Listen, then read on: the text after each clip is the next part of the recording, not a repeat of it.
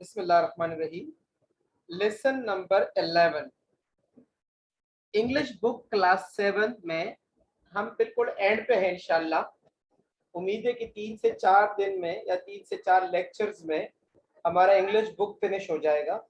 उसके बाद मेरा प्लान है आप लोगों को पार्ट्स ऑफ स्पीच करवाना।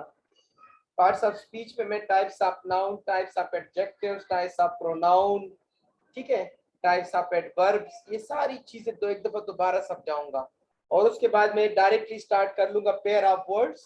पेयर ऑफ वर्ड्स आप लोगों से याद करवा के फिर जाऊंगा टेंसेस, फिर एक्टिव पैसिव वॉइस और फिर नरेशंस। और उसके बाद जो आखिरी टारगेट होगा वो होगा पैराग्राफ कंप्रहेंशन। तो इसी तरह फिर हमारा इंग्लिश कवर हो जाएगा। ठीक है, तो ये कुछ टारगेट्स है जिनको इंशाल्लाह हमने पढ़ना है।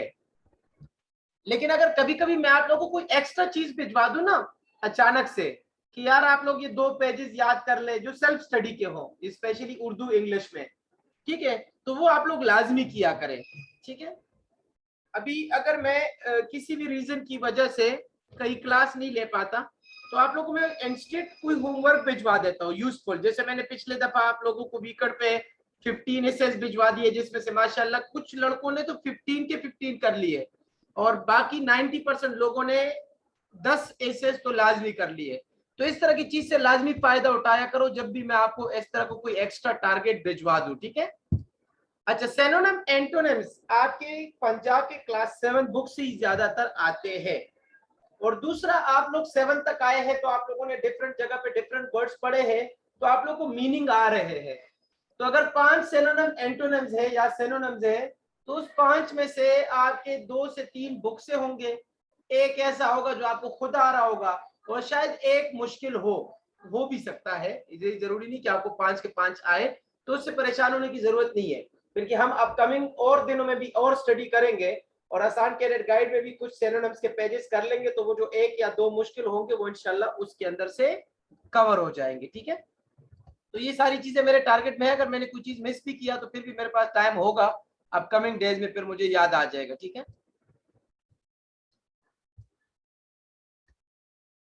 इसके हम डायरेक्ट एक्सरसाइज पे चलते हैं। इसके एक्सरसाइज में पहला क्वेश्चन हमें मिलेगा वर्ड्स मीनिंग।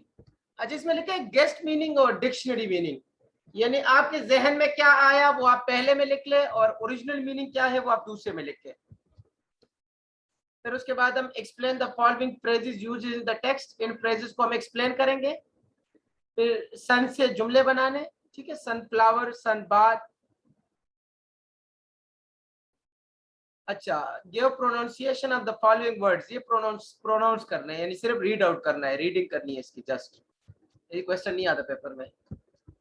अच्छा, ये क्वेश्चन अभी सारे मैं आप लोगों को सोल्यूशन से समझाऊंगा, लेकिन अगर इसमें कोई ग्रामर वर्क हुआ तो मैं यहाँ से समझा देता हूँ, क्योंकि यहाँ से ग्रामर वर्क बड़ा क्लियर नजर आता है।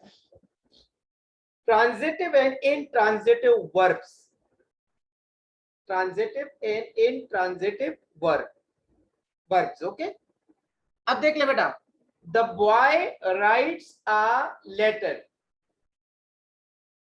राइट्स के बाद लेटर एज ए ऑब्जेक्ट आ गया, यानी लड़के ने लिखा, क्या लिखा, खत लिखा। अब मैं ये अ लेटर बीच में से निकाल लूं और मैं लिख लूं द बॉय राइट्स, ओके, या मैं लिख लूं द बॉय राइट्स नीटली या क्लीनली। तो अगर किसी भी वर्ब के बाद ऑब्जेक्ट आ रहा हो, यानी राइट के बाद लेटर है, ऑब्जेक्ट आ रहा हो, तो उस वर्ब को ट्रांजिटिव वर्ब कहते हैं। और अगर किसी वर्ब के बाद ऑब्जेक्ट ना आ रहा हो, जैसे आप सेंटेंस नंबर 2 को देख लें, द गर्ल लाफ्स लाउडली। अब लाफ्स क्या है, वर्ब है। लाफ्स के बाद ऑब्जेक्ट तो नहीं आ रहा ना, लाउडली तो एडवर्ब है, एडवर्ब आ सकता है लेकिन ऑब्जेक्ट तो नहीं है ना, एक्शन पास नहीं हुआ किसी ऑब्जेक्ट की जानिब, तो इसको फिर कहते हैं इनट्रांजिटिव वर्ब। अब यही चीज हम इस पैराग्राफ में पढ़ेंगे इंशाल्लाह। In sentence 1, the action denoted by the verb writes passes over from the door or subject boy to some object or letter. So the verb write is therefore called a transitive verb. जो action था right वो boy से transfer हुआ letter की जानिब, यानी boy ने काम किया, क्या काम किया, खत लिखा, तो इसको कहते हैं ट्रांजिटिव।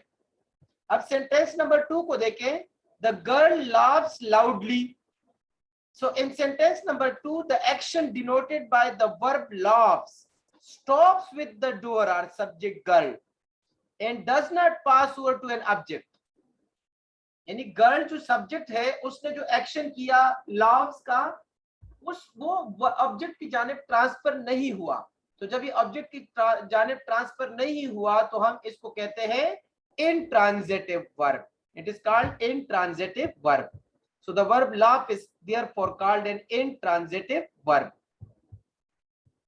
अच्छा जी, a transitive verb is a verb that denotes an action which passes over from the subject to an object.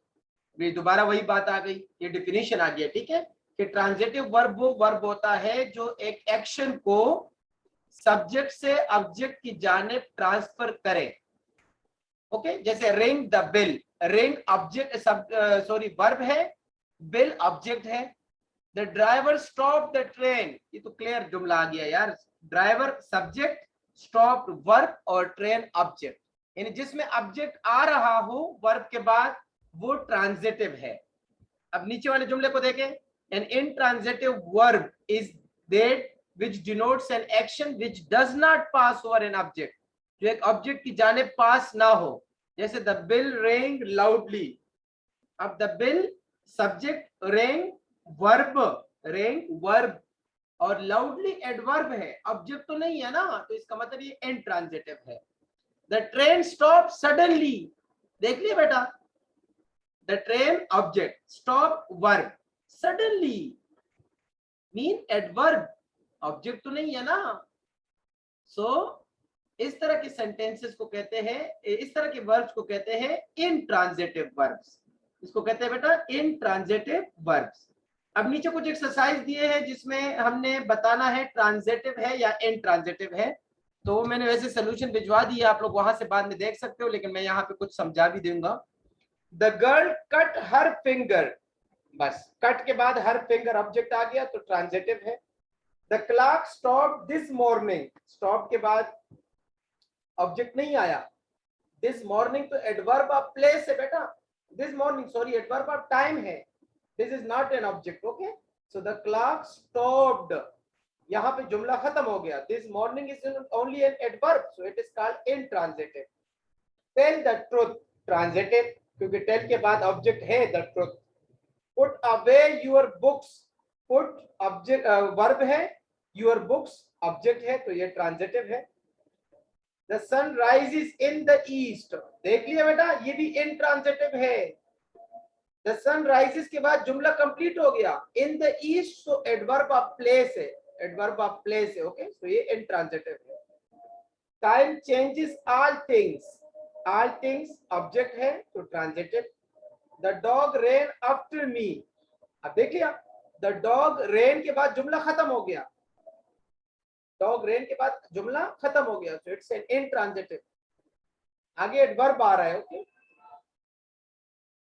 The birds fly in the air, intransitive क्योंकि इन द एयर जो है वो एडवर्ब ऑफ प्लेस है, birds fly पे जुमला खत्म हो गया। तो ये मैंने आप लोगों को खैर सोल्यूशन भिजवा दिए, अजान के बाद समझा देता हूँ, आप लोग थोड़ा सा वेट कर लें। तो अभी हम स्टार्ट से शुरू कर लेते हैं। ग्रामर वाला पोर्शन मैंने पढ़ा लिया, बाकी ब्लैंक्स व्लैंक्स यहाँ से मैं बता देता हूँ। वर्ड्स मीनिंग है, सिंपल से है यार, मील का मतलब है ईटिंग फूड, गेस्ट मीनिंग को आपने याद करना जरूरत ही नहीं है। पीस मतलब calm, fun mean amusement, amusement okay enjoyment. Wonderful surprising, meeting get together या सेशन, ओके मीटिंग, आपस में मीटिंग करना, इकट्ठे बैठना, बातें करना, इसको कहते हैं फ्रेजल वर्ब्स। ये जहां भी एक्सरसाइज में आए ना, पेयर ऑफ वर्ड्स और फ्रेजल वर्ब्स, इनको लाजमी याद किया करें। ये कभी कभी वो पूरा क्वेश्चन एक उठा लेते हैं। अब जैसे एक दफा किसमें, आई थिंक जेलम में, जेलम या मिलिट्री कॉलेज मरी में, मॉडल वर्ब का पूरा जो क्वेश्चन है हमने पढ़ा था ना, लेसन नंबर पता नहीं 5 था या 10 था, सॉरी 5, 6, 7 में से कोई था, जिसमें हमने पढ़ा था माइट, मे, कुड, कैन, इस तरह की चीजें उठानी थी। तो वो पूरे का पूरा जो बॉक्स था ना जिसमें ये ब्लैंक्स करने थे वो पूरा उठा के 10 नंबर का दे दिया था। तो इसलिए एक्सरसाइज में कोई चीज भी स्किप ना करे, बल्कि इसको आप एक्स्ट्रा मार्क्स समझ के करें। यार बाकी चीजें तो आउट ऑफ कोर्स आएगी, कुछ आ भी सकती है, लेकिन एक्सरसाइज की चीजें तो आउट ऑफ कोर्स नहीं काउंट कर सकते ना। तो अगर हम ये मार्क्स भी ना ले सके तो फिर हम आउट ऑफ कोर्स में क्या करेंगे। इसलिए ये मार्क्स बिल्कुल सॉलिड मार्क्स है, एक्सरसाइज की कोई चीज मिस नहीं करना, ये लाजमी याद करना है आप लोगों ने। लुक फॉर, लुक फॉर का मतलब है तलाश करना। ये सेंटेंस काफी फेमस है, मैंने अभी सेंटेंस को देखा नहीं था, लेकिन जो ही मैंने लुक फॉर को देखा तो मुझे जहन में आ गया कि what are you looking for, आप क्या देख रहे हैं, आप क्या ढूंढ रहे हैं, आप क्या तलाश कर रहे हैं। Come down, the rooster did not come down the tree, ये वो मुर्गे वाली कहानी है ना, तो इसलिए उसने ये लिख दिया था, लेकिन कम डाउन में आप कोई भी और चीज लिख सकते हो। Look down, the rooster look down the tree, नीचे देखना। कम डाउन में नीचे उतरना, लुक डाउन नीचे देखना। Look up, O double F है, ओके। नजर दौड़ाना, I looked up into a long distance but could not see him, मैंने दूर तक नजर दौड़ाया लेकिन उसको देख ना सका। टुक अप, भाग जाना, the fox took up on the run to save his life, the fox took up on the run to save his life, यानी लोमड़ी भागने लगी, कोई शिकारी उसके पीछे पड़ा था तो वो अपनी लाइफ बचाने के लिए, ठीक है, भागने लगी। The fox took up on the run to save his life, okay. Make as many words as you can from the root word sun, sun से sunny, sunflower, sundown, Sunday. ये कुछ चीजें होती है जो इसको एक दफा बस सिर्फ रीड करना होता है, इसमें कुछ याद करना नहीं होता। The elements of the story, इसको आप छोड़ दें, एक दफा रीड आउट कर लेना लाजमी। अब नेक्स्ट पेज पे वो ग्रामर सारा आ जाएगा, ठीक है, जो हमने पढ़ लिया, क्योंकि बीच में क्वेश्चन आंसर्स है, क्वेश्चन आंसर्स में नहीं पढ़ा था। Encircle the correct option, the countryside was quiet, ये लेसन के अंदर से लिए गए होते हैं, ठीक है। The rooster was clever, the animals decided in their meetings that they will make peace forever, the fox was cunning, ये वैसे याद कर लेना कि fox cunning होता है, ठीक है, चालाक। The fox continued running towards the hillside, ये लेसन से लिया गया। ट्रांजिटिव एंड ट्रांजिटिव मैंने पढ़ा लिया। प्रीपोजिशन एंड प्रीपोजिशनल फ्रेजेस ये पढ़ लेते हैं, ठीक है। Read the following sentences. The rooster sat on a branch of a tall tree. He seemed very excited by what he saw.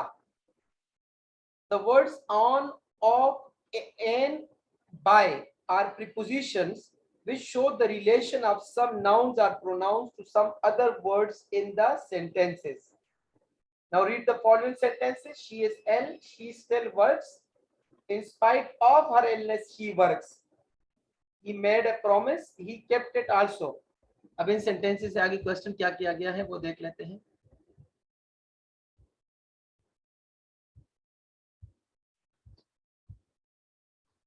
अच्छा, इन sentence 3 in spite of are group of words used with the force of single preposition. in spite of एक word combined किया गया है और इसमें दो preposition आपको नजर आ रहे हैं। तो इस तरह की जब दो या दो से ज्यादा प्रीपोजिशंस आपस में मिलके किसी दो सेंटेंसेस को या दो वर्ड्स को आपस में कनेक्ट करें, इसको कहते हैं प्रीपोजिशनल फ्रेजेस, ठीक है। सम प्रीपोजिशनल फ्रेजेस आर, ये सारे प्रीपोजिशनल फ्रेजेस है, ठीक है। यानी इसमें आपको प्रीपोजिशन के साथ एक और वर्ड मिला जुला मिलेगा, यानी उसके बगैर आप उसको यूज ही नहीं कर सकते। जैसे सेंटेंसेस को देखें, instead of talking prove your worth by doing something, तो इसमें प्रीपोजिशन फ्रेजेस को अंडरलाइन करना होता है सिर्फ, ठीक है। तो instead of talking is prepositional phrase. She said bye, अगर कोई क्वेश्चन हो तो आप लोग हैंड रेज कर सकते हैं अगले पेज पे जाने से पहले। She said by the fire and told me a tale, जो अंडरलाइन है वो प्रीपोजिशनल फ्रेजेस है, ठीक है। यानी वो प्रीपोजिशन के साथ कोई एक या दो और वर्ड्स मिल जाते हैं, और जरूरी नहीं कि एक प्रीपोजिशन हो, दो भी हो सकते हैं। जी एहसन। मेरा क्वेश्चन था कि वो जो वंडरफुल का मीनिंग अमेजिंग हो सकता है? बिल्कुल हो सकता है। Mohammad Haseeb.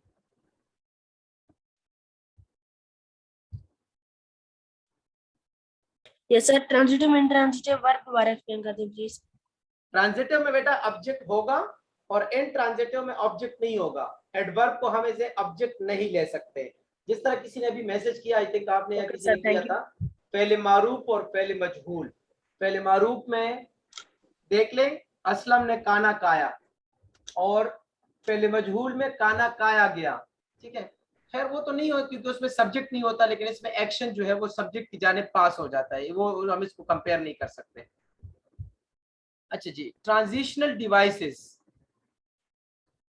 And but similarly, for example first, because, इसकी जरूरत नहीं है। आगे चलें, ये ट्रांजिशनल डिवाइसेस कहलाते हैं इंग्लिश के लिहाज से। ठीक है, ये words. Combine the pair of sentences below into one sentence using appropriate transitional device. हाँ, ये कर लेते हैं। यानी इसमें आप लोगों ने बीच में ना, हम इसको कंजंक्शन भी कह सकते हैं। ठीक है, he tried hard but he did not succeed, but is a conjunction which is also called as transitional device. okay, दो जुमलों को कंबाइन करके बीच में आपने एक कंजंक्शन लगा दिया। Tell me the news as you have heard, जैसे कि आपने सुना है वही न्यूज आप मुझे भी बताओ। I return home because I was tired, क्योंकि मैं थक चुका था इसलिए मैं घर वापस आ गया। Listen carefully and take notes, गौर से सुनना और नोट्स बनाना। Your arguments are weighty, they do not convince me. So your arguments are weighty, but they do not convince me. आपके आर्गुमेंट स्ट्रॉन्ग है लेकिन इसने मुझे कन्विंस नहीं किया। We must eat to live, but we should not live to eat. हमें खाना खाना चाहिए ताकि हम जिंदा रह सकें, but we should not live to eat, लेकिन हम सिर्फ खाने के लिए नहीं बने, हमें और भी बड़ी जिम्मेदारियां दी गई है जो हमने पूरी करनी है। Govern your passions, otherwise they will govern you. अपने पैशन के ऊपर खुद हुकूमत करो, वरना फिर जो आपके क्या कह सकते हैं इसको, ख्वाहिशात है, वो आपको घेर लेगा और वो आपके ऊपर गवर्न करेगा, यानी आपके ऊपर हुकूमत करेगा। यानी गवर्न योर पैशंस, यानी जो आपकी ख्वाहिशात है उसके मुताबिक आप मेहनत करो, उनको हासिल करो। ठीक है, मैं अक्सर कहता हूँ ड्रीम, लेकिन मैं उसको आज मॉडिफाई कर रहा हूँ एम के साथ।